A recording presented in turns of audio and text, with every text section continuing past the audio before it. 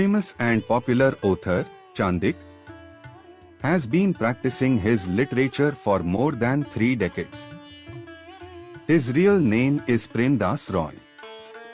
However, in the literary world he is well known as Chandik.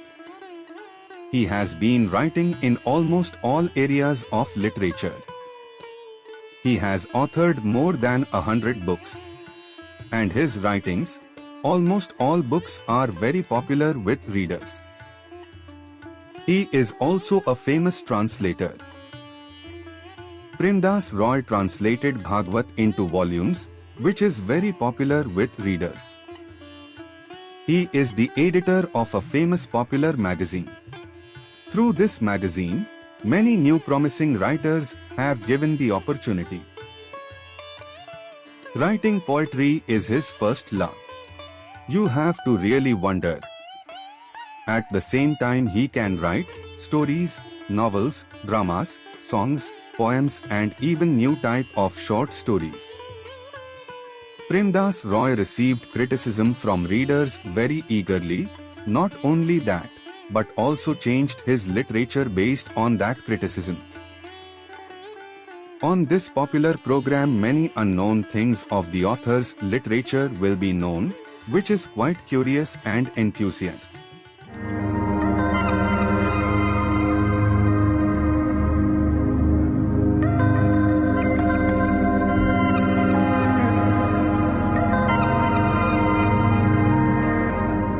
নমস্কার।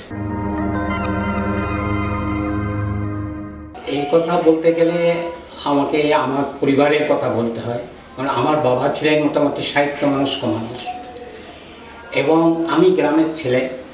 সেই গ্রামের ছেলে হিসেবে আমার বাবা গ্রামের পাঠশালার মাস্টারমশাই ছিলেন। আমার শিক্ষা দীক্ষা যাই বলুন না কেন সবই আমার বাবার কাছে। আমার বাবা সাহিত্য মনস্ক মানুষ ছিলেন। তার কিছু লেখা খাতাপত্র বহু কষ্ট করে পেয়েছি, কারণ আমাদের ওইখানে সেই সময় কোনো রকম প্রেস বা প্রিন্টার এইরকম কোনো ব্যবস্থা ছিল না। যাই হোক, প্র্যাকটিক্যালি বলতে গেলে আমার বাবার কাছ থেকে এই সাহিত্যের ব্যাপারটা আমি অর্জন করেছি এবং বিভিন্ন সময়ে বিভিন্ন মানুষের সংস্পর্শে এসে আমার খানিকটা ধারণা হয়েছে যে মানুষের কথা, মানুষের মনের কথা, মানুষের ভাবনার কথা, মানুষের বেদনার কথা আমি একদিন লিখবই। আমি একদিন মানুষের কাছে পৌঁছে দেওয়ার চেষ্টা করব। সেই চেষ্টা করার থেকে আমার স্কুল জীবন থেকে বলতে পারেন যে আমি এই সাহিত্য নিয়ে চিন্তা ভাবনা ইত্যাদি ব্যাপারটা আমি করেছি।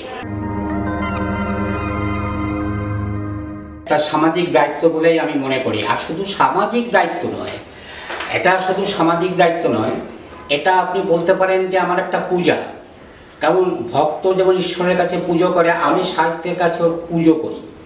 অর্থাৎ সাহিত্যকে আমি ঠিক একটা খেয়াল খুশি মতন বা আমার শখের জিনিস বলে মনে করি না। আমি সাহিত্যকে মনে করি যে একটা পূজা। আমি ঈশ্বরের পুজো করছি, সাহিত্যের ঈশ্বর। তা সেই ব্যাপারটা নিয়ে সামাজিক দায়িত্ব যেটা আছে সেটা হচ্ছে আমি বিভিন্ন সমাজের কথা তুলে ধরেছি আমার বিভিন্ন উপন্যাসে, আমার গানে, আমার কবিতায় আমি যে কথা তুলে ধরবার চেষ্টা করেছি সেটা হচ্ছে মানুষের অন্তর্জগতের কথা, তার ভাবের জগতের কথা। কি ভাবছে, মানুষের মনে কত বেদনা আছে, কত দুঃখ আছে, সেই দুঃখ আবার নিজের দুঃখকে দিয়ে বুঝবার চেষ্টা করেছি। এবং আমার লেখার মধ্যে যদি আপনারা আমার লেখা পড়ে থাকেন তাহলে দেখবেন যে যতই দুঃখ ব্যথা থাকুক না কেন লাস্টে কিন্তু তার একটা ইতিবাচক ব্যাপারটা রয়েছে। অর্থাৎ দুঃখ থেকে উত্তরণের একটা পথ আমার সাহিত্যের মধ্যে, আমার গানের মধ্যে, আমার কবিতার মধ্যে পাবেন। আমার ভিতরে যদি দুঃখ না থাকে তাহলে তো আমি দুঃখের কথা বলতে পারবো না। আমার ভিতরে যদি বেদনা না থাকে, আমার ভিতরে যদি আমার মাথা নত করে দাও হে তোমার চরণ ধুলার তলে, এই জিনিসটাই যদি আমার মধ্যে না থাকে তাহলে আমি এটাকে পূজা হিসেবে গ্রহণ করব কী করে? পূজাকে গ্রহণ করতে গেলে ভিতর থেকে সেই টানতে থাকতে হবে। অর্থাৎ আমার ভিতর থেকে আসতে হবে যে আমি এটাকে একটা পূজা হিসাবে, একটা প্রার্থনা হিসাবে নিচ্ছি। এই ভাগ করে নেওয়ার মধ্যে কথা হচ্ছে যে বহু পাঠক যখন আমাকে বলেন যে আপনার লেখায় আমি নতুন জীবনের স্বাদ পেয়েছি, আপনার লেখার ভিতর দিয়ে আমি যেমন ব্যথাকে নিজের ব্যথাকে বুঝতে শিখেছি, তেমনি ব্যথাকে উত্তরণের পথও আমি আপনার লেখার ভিতর দিয়ে পেয়েছি। এইটাই আমার প্রাপ্তি। এর থেকে বড় প্রাপ্তি তো একজন লেখকের পক্ষে আর কিছু নেই। নিজেকে নিজে সমালোচনা করি, কারণ আমি যখন কোনো লেখালেখি লিখি তখন কখনো কখনো মনে হয় যে এই লেখাটা বোধহয় আমার ঠিক হলো না, আমি সেটা কাটাকাটি করি, আমি সেটাকে সংশোধন করি। আর লেখার মধ্যে যেটা হয় সেটা হচ্ছে আমি যেটা দেখি এবং আমার ভেতরে যে ব্যথা আছে, বেদনা আছে, আনন্দ আছে, আমি সেটাকে তুলে ধরবার চেষ্টা করি। এবং সেইখানে তুলে ধরতে গিয়ে কখনো কখনো আমাকে মনে হয় না যে এই যে ব্যথার কথা আমি বলছি, আমি নিজের ব্যথার কথা অন্যকে বলছি, সে কি ভালোভাবে নিচ্ছে। কিন্তু এটা যখন আমি ভাবি তখন আবার ভাবি যে যে সমস্ত পাঠক আমাকে বলছে যে আপনার এই ব্যথা থেকে উত্তরণ আমাকে নতুন পথের দিশা দেখিয়েছে, তখন মনে হয় যে না, আমি সার্থক। নিজেকে পরিবর্তন করছে, আমি সমাজ কিভাবে চলছে, সমাজ সমাজের মতন করে চলছে। আমি চাইছি আমার লেখার ভিতর দিয়ে সমাজের এই যে একটা অবলুপ্তির পথে, সমাজের যে মানবিকতা বোধ, সেই মানবিকতা বোধ অনেকটা আজকে অবলুপ্তির পথে। সেই মানবিকতা বোধকে আমি জাগাতে চেয়েছি এবং সেইভাবে আমি নিজেকে আমার জীবন দর্শনটাই হচ্ছে এমনই যে আমি নিজেকে যদি না ভালোবাসতে পারি তাহলে আমি অন্যকে ভালোবাসবো কী করে? আমি ভালোবাসতেই পারবো না।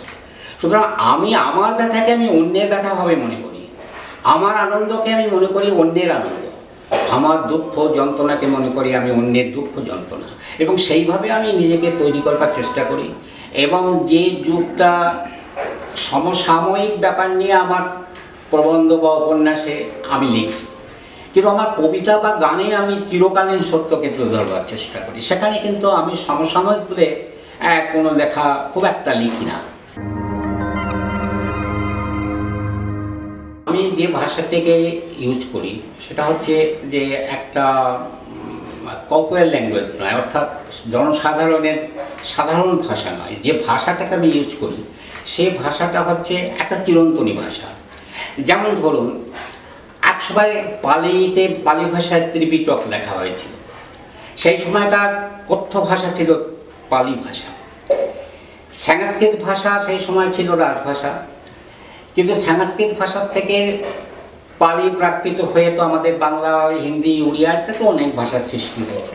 কিন্তু সংস্কৃত ভাষা আপনি বুঝবেন, কারণ সংস্কৃত ভাষা হচ্ছে সমস্ত ভাষার আদি জননী। তা আমি যে ভাষাটাকে ইউজ করি সেই ভাষাটা একটা চিরন্তন ভাষা, অর্থাৎ সেই ভাষা সমসাময়িক ভাষা নয়। মানুষের সঙ্গে মানুষের সংযোগ, এটার থেকেই হচ্ছে সাহিত্যের উৎপত্তি। তা আমি যদি সেই সংযোগটাই না করতে পারি তাহলে তো আমার সাহিত্যটাই হবে না। এবং সেই সংযোগ করতে গেলে দুটো মাধ্যম আছে। একটা হচ্ছে আপনি সমসাময়িক কালে যে ভাষাগুলো ইউজ হয়, জনসাধারণের যেটা কথ্য ভাষা, সেই ভাষায় আপনি সেই সংযোগ করতে পারেন। আর একটা করতে পারেন একটা চিরন্তনী ভাষা দিয়ে, আপনার একটা সনাতনী ভাষা দিয়ে, যে ভাষা 100 বছর পরেও খুব একটা পরিবর্তন হয়। যেমন আজ থেকে 100 বছর আগে রবীন্দ্রনাথ যে ভাষায় লিখেছেন, আজকেও কিন্তু সেই ভাষা কেউ বুঝতে অসুবিধে নেই। বহেমিয়ান অর্থে এখানে কিন্তু অন্য কিছু নয়। বহেমিয়ান অর্থে কিন্তু একজন ভালোবাসায় পাগল উদ্বুদ্ধ মানুষ, অর্থাৎ যে মানুষের ছেন মায়া মমতা বন্ধন, এই যে বন্ধনগুলো আছে সেই বন্ধনকে মেনে যে লেখক এগিয়ে চলতে পারেন, আমি সেই লেখকদের একজন। আমার তো মনে হয় যে লেখকের 100 ভাগ দায়িত্ব আছে। অর্থাৎ লেখক যদি তাকে ভালো জিনিস উপহার দেয় তাহলে পাঠক নিশ্চয়ই সে ভালো জিনিসটা গ্রহণ করবে। একটা ময়লার দোকানে গেলেন, সেখানে আপনার কোনো ভালো জিনিস নেই, যা আছে আপনি তাই খেলেন, সুতরাং আপনাকে তো কিছু করার নেই। অর্থাৎ ময়লার দোকানে যা আছে আপনি তাই খাবেন। কিন্তু আপনি যদি একটু ভালো ময়লার দোকানে যান, বাবা ওই ময়লা যদি ভালো আর তার দোকানে যদি আরো ভালো ভালো কিছু সাজিয়ে রাখে, তাহলে দেখা যাবে যে পাঠক ওই খারাপগুলো এতদিন যেগুলো খেয়েছে সেগুলো না খেয়ে ওই ভালো জিনিসগুলো সে তুলে নেবে। এটা আমার ধারণা। আমি ধরুন যখন ফার্স্টে কলমটা ধরলাম, তখন যে ভাবনা চিন্তা নিয়ে আমি কলমটা ধরলাম, একটা প্যারাগ্রাফ লেখার পরে দেখা গেল সেই চিন্তা ভাবনা থেকে আমি সরে যাচ্ছি। তারপরে যত লেখা এগোচ্ছে ততই আমি নতুন নতুন ভাবে জিনিসটাকে, মানে অর্থাৎ আমি যে প্রথম যে একটা ক্যাপশন তৈরি করেছিলাম যে এইভাবে আমি লিখব, কিন্তু লেখা গেল যে আমি যেটা লেখা যখন শেষ করলাম তখন দেখলাম যে আমার ওই চিন্তা থেকে সম্পূর্ণ বাইরে হয়ে গেছে। অর্থাৎ মন এবং কলম এখানে এক ভাষা, অর্থাৎ প্রাক মন এবং কলম, এবং কলম এবং চলমান মন এক ভাষায় কথা বলে না। কবিতা, গান ইত্যাদির মধ্য দিয়ে আপনি যে জিনিসটা, মানে মানুষ বা লেখক বা গায়ক বা শিল্পী যে জিনিসটাকে পৌঁছে দিতে চান, সেটা হচ্ছে তার পরিশীলিত মনের উন্মোচন। অর্থাৎ তার যে রুদ্ধ দুয়ার খুলে দিতে চান, তার মনের ভিতরে এখন পাঠক বা শ্রোতার মনের মধ্যে তিনি গান বা কবিতা দিয়ে তিনি এমনভাবে তার হৃদয়কে স্পর্শ করে দিতে চান যে তার যে এতদিনে যে বদ্ধ দুয়ার ছিল সেই দুয়ারটা খুলে যায়। এটা নির্ভর করে কবি মন কীরকম বা সাহিত্যিক মন কীরকম। সাহিত্যিক মন যদি আবেগময় হয় তবে তার লেখার মধ্য দিয়ে আবেগ প্রকাশ পাবেই, এবং সেই আবেগ কাউকে না কাউকে ছুঁয়ে যাবে। তার ভিতরে যদি সেই মানবিক গুণগুলো না থাকে তাহলে সে অন্য হৃদয়কে ছুঁয়ে যাওয়ার চেষ্টাও করতে পারবে না। এখন যে কোনো কবি বা সাহিত্যিক যে যাই লেখক না কেন, তিনি লিখতে চান, তার লেখার ভিতর দিয়ে তিনি নিজেকে তুলে ধরতে চান না, শুধু তিনি নিজেকে তুলনা করতে চান বাকি পাঠকদের সঙ্গে, সমাজের সঙ্গে, যে সমাজ এবং সে কতটা একরকম আছে আর কতটা দুরকম হয়েছে। আমি তো এই আবহাওয়া, এই যে পরিবেশ, যে পরিবেশে আমি এখন আছি, এই বর্তমান পরিবেশের মধ্যে নয়, আমি এই পরিবেশেরই একজন অন্যতম একজন। শুধু আমার চিন্তাধারা হয়তো অন্য 5 জনের চিন্তাধারার সঙ্গে মেলে না, এই যে পার্থক্য। আমি ধরে রাখার চেষ্টা করছি, আমার কবিতা গানের ভিতরে আবেগ দিয়ে ধরে রাখার চেষ্টা করেছি। আমার উপন্যাসের ভিতর দিয়ে আমি একবার সমাজের দলিল ধরে রাখবার চেষ্টা করেছি। আবার আমার নাটকের ভিতর দিয়ে আমি এই সমাজটাকে তুলে ধরতে চেয়েছি বিভিন্ন কথোপকথনের ভিতর দিয়ে। অর্থাৎ সমাজকে বাদ দিয়ে কিন্তু সমাজের কথা বলা যায় না। আমার নিজের ভালো লাগার মধ্যে আমার নিজের যে কিছু ভালো লাগে না তা নয়, আমার নিজের বহু কবিতা যেমন ভালো লাগে, তেমনি কোনো কোনো কবিতা এখন যদি পড়তে যাই তখন মনে হয় জানে এই কবিতাটা যদি এইভাবে লিখতাম তাহলে হয়তো ভালো হতো, আর একটু ভালো হতো। তবে আমি একটা জিনিস সবসময় মনে করি, মানে এটা আমার আত্মবিশ্বাস, যে আমার কবিতার ভিতর দিয়ে আমি যতটা নিজেকে তুলে ধরতে পারি এতটা বোধহয় আমার গল্প বা প্রবন্ধে বা উপন্যাসে আমি তুলে ধরতে পারি না। কারণ ওখানে একটা দায়বদ্ধতা থাকে, সামাজিক দায়বদ্ধতা, অর্থাৎ সেই সমসাময়িক সমাজ, সমসাময়িক সমস্যা, সেগুলো আমার নাটক বা উপন্যাসের মধ্যে আসে, প্রবন্ধের মধ্যে আসে। কিন্তু আমি কবিতা যখন আমি লিখি তখন হচ্ছে ওই যে সে একাকি সেই গান গাওয়া, অর্থাৎ সে অনেকটা আছে না যে ওই যে আমি গান গাইতে পারি না কিন্তু বাথরুমে গিয়ে গুনগুন করি, অনেকটা সেই রকম। কবিতা আমার প্রথম প্রেম, কবিতা আমি প্রথম থেকেই লিখি, আমার সেই স্কুল জীবন থেকেই কবিতা লিখি। কিন্তু যদিও আমার প্রথম লেখা সেটা কিন্তু একটা চটি নাটক, খুবই ছোট্ট নাটক, গণেশ বিদায় বলে। কিন্তু তারপরে ধীরে ধীরে আমি যখন লেখার জগতে মোটামুটি মনোনিবেশ করি তখন কবিতার প্রতি আমার ভালোবাসাটা বেশি হয়।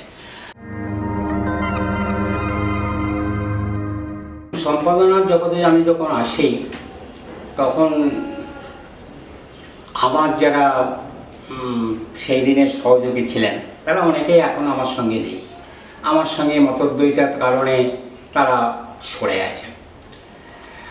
আবার অনেকেই নতুন যারা এসেছেন তারা যেমন আমার সম্পাদক হিসাবে বা আমার সঙ্গে খুব একটা দ্বিমত পোষণ না করে তারা থাকে। আবার দ্বিমত পোষণ যারা করেন বা করতে চান তারা হয়তো নিজেরাই নীরবে সরে যায়। কিন্তু আমি সম্পাদক হিসাবে একটা জিনিসই চেষ্টা করি, সেটা হচ্ছে যে আমার পত্রিকার মধ্যে আমি কোনো অশ্লীলতা, কোনো সাম্প্রদায়িকতা, এইগুলোর কোনো রাজনৈতিক ব্যাপার আমি আমার পত্রিকায় রাখব না। অর্থাৎ একটা পত্রিকা সমস্ত মানবিক গুণ সম্পন্ন হবে, যেখানে আপনার মানুষের জীবনের কথা থাকবে, তাদের হাসি দুঃখের কথা থাকবে, তাদের কান্নার কথা থাকবে, যেখানে তাদের ধর্ম মানে প্রার্থনার কথা থাকবে, নট ধর্ম, নট সাম্প্রদায়িকতা। অর্থাৎ যেখানে মানবিক বন্ধনের ব্যাপার যে লেখার মধ্যেগুলো আমি পাবো, আমি সেই লেখাগুলোই সাধারণত আমার পত্রিকায় জায়গা করে দেওয়ার চেষ্টা করি। আমি প্রতিশ্রুতিমান সাহিত্যিক যাদের পয়সার অভাবে বা যোগাযোগের অভাবে, যারা মুদ্রিত লেখাগুলো তারা দেখতে পায় না, অর্থাৎ তারা দেখার জন্য উদ্গ্রীব হয়ে থাকে, তাদের অনেকের লেখা অনেক ভালো। আমি সেই সমস্ত লেখকদের লেখা কিছু কাটছাট করে, কিছু পরিমার্জিত করে আমি তাদের তুলে ধরবার চেষ্টা করি, এবং তারা তার জন্য আমার কাছে প্রচুর কৃতজ্ঞ। আমার পত্রিকা একটা সময় ছোটদের জন্য বলে একটা শাখা ছিল, কিন্তু যারা লিখতেন তারা ছোটদের জন্য, তারা চলে যাও মানে তারা কেউ মারা গেছেন, কেউ হয়তো এখানে আর নেই, যোগাযোগ নেই, কিন্তু আমার একটা পাতাই ছিল, সেটা হচ্ছে কিশোর পাতা, যেখানে আমি ছোটদের জন্য লিখতাম, ছোটদের জন্য লেখার জন্য উৎসাহিত করতাম, তার জন্য আলাদা সম্পাদকও রেখেছিলাম। সাহিত্যের দুটো রূপ, একটা হচ্ছে পথ চলতি মানুষ বা ব্যস্ত মানুষ, তাদের অত পড়ার সময় নেই, তারা হয়তো ওই একটুখানি ছোটো এক পাতা হলো, দেড় পাতা হলো, একটুখানি চোখ বুলে নিলাম, তারা ঠিক সাহিত্যর জন্য ওইটা পড়ে না, এটা আমার ধারণা। তারা পড়ে তাদের খানিকটা ওই কী বলবো, খানিকটা সময় ব্যয় করার জন্য। অর্থাৎ আমি হয়তো ট্রেনে যাচ্ছি, ট্রেনে যেতে যেতে হয়তো 1 মিনিট দেখে নিলাম, এই হচ্ছে ব্যাপার। কিন্তু আমার ব্যক্তিগত বিশ্বাস যে সাহিত্যের ছোট বড় হয় না, সাহিত্য সাহিত্যই। এটা যেমন 2 পাতায় প্রকাশ করা যায়, তেমনি 2000 পাতায়ও প্রকাশ করা যায়। অর্থাৎ একটা জীবনকে তুলে ধরবার জন্য, একটা জীবনের উত্থান পতন, একটা সমাজের উত্থান পতন, ইতিহাসের উত্থান পতন ইত্যাদিকে তুলে ধরতে গেলে যেমন 2 পাতায় সম্ভব নয়, তেমনি 2000 পাতা যারা ধৈর্য আছে, তারা 2000 পাতাও পড়বেন, তারা 2000 পাতা পড়েও তার সেগুলো তাদের সময়। অর্থাৎ সাহিত্য পড়তে গেলে ধৈর্যশীল হতে হবে। সাহিত্য পড়তে গেলে আমার সময় নেই, ওই একটুখানি ওটা সাহিত্যের, তারা সাহিত্য পাঠকই নয়, এটা আমার ধারণা। লেখক সান্দিকের লেখা যখন পাঠক সান্দিক পড়ে, তখন কখনো কখনো পাঠক সান্দিকের মনে হয় যে লেখক সান্দিক যে কথাগুলো বলছেন সেই কথাগুলো তার হৃদয়কেও ছুঁয়ে যায়। আবার কখনো কখনো মনে হয় যে এটা কখনো কখনো মনে হয় যে লেখক সান্দিক যে কথা বলছেন, পাঠক সান্দিক সবসময় তার সঙ্গে সহমত পোষণ করে না। একটা সময় ছিল যখন কলম ধরলে আমি উপন্যাস বা গল্প লিখতাম, তখন কবিতা লিখতাম না, কবিতা আসতো না। আর এখন কলম ধরলে আমার আমি হয়তো ভাবছি একটা উপন্যাস লিখবো, একটা গল্প লিখবো, কিন্তু কলম ধরলে আমার এসে যায় কবিতা। অর্থাৎ কবিতার প্রতি আমার দুর্বলতা এখন অনেক বেশি বর্তমান। সাহিত্যের স্বপ্ন সব মানুষে দেখে, আমি চাই আমার সাহিত্য পাঠক হৃদয় ছুঁয়ে যায়। আমি কোনো পুরস্কারের লোভের স্বপ্ন দেখি না, কোনো পুরস্কারের জন্য আমি কোনো লালায়িত নই, আকাঙ্ক্ষিত নই। আমি যখন একা থাকি আমার মনের মধ্যে অনেক প্রশ্ন ঘুরপাক খায়। সব থেকে যেটা হয় আমার এই জীবন দর্শনটা, অর্থাৎ আমি জীবনটাকে, আমার মাঝে মাঝে মনে হয় যে এই জীবনকে আমি চেয়েছিলাম, আমি যে জীবন চেয়েছিলাম সেই জীবন কোথায়? অর্থাৎ মাঝে মাঝে আমি যখন একা থাকি তখন বড্ড নিঃসঙ্গ মনে হয়। নিঃসঙ্গ মনে হয় এই জন্য যে আমি যে জীবনটাকে চেয়েছিলাম সেই জীবনের সঙ্গী তো কাউকে পাচ্ছি না। একটা কথা আমি বলেছি, আমার বাবার কাছ থেকে আমি একটা অবদান পেয়েছি, আর একটা অবদান আছে আমার স্ত্রীর কাছ থেকে।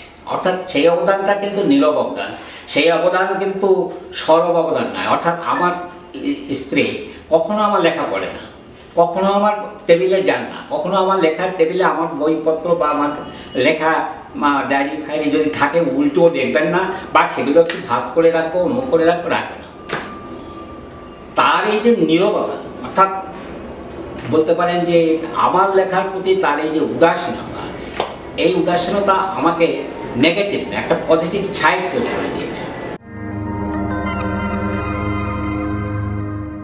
অপ্রাপ্তি তো মানুষের জীবনে, অপ্রাপ্তি না থাকলে তো প্রাপ্তির প্রশ্নই আসে না।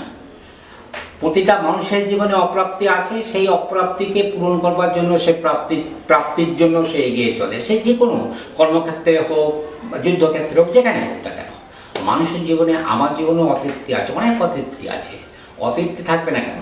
কিন্তু সেই অতৃপ্তিকে আমি আমার সাহিত্যের ভিতর দিয়ে তৃপ্তিতে নিয়ে যাওয়ার চেষ্টা করি। অর্থাৎ আমাকে এগিয়ে নিয়ে চলে আমার অতৃপ্তি, এই যে অভাব, যেগুলো আমি পাইনি, যেগুলো পাইনি, কেন পাইনি এই প্রশ্ন যেমন থাকে, পেলে কি হতে পারতো সে প্রশ্ন থাকে।